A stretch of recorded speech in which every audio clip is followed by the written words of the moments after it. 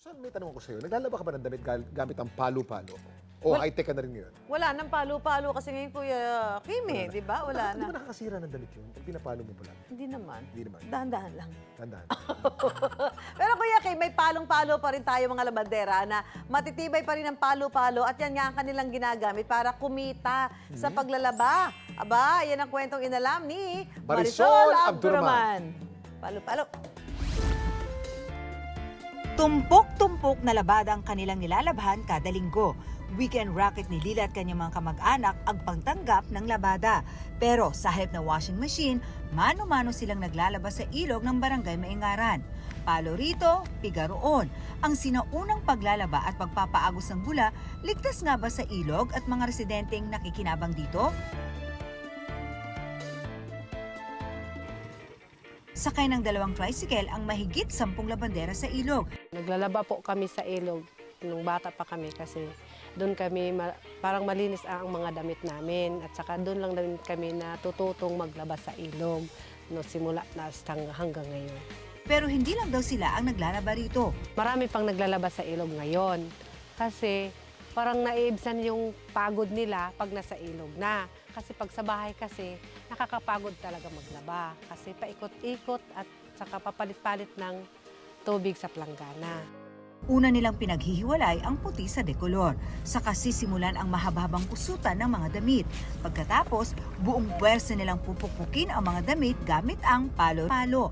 Ang purpose ng pagpapalo ng damit para mawala yung mga sabon at hindi mabango yung damit niya pag natuyo. Kasi pag hindi mo yung paluan, nangangamoy din pag hindi natatanggal yung sabon. Matapos banlawan, ilalatag nila ito sa bato para patuyuin. 250 pesos ang kanilang sinisingil kada sako ng damit.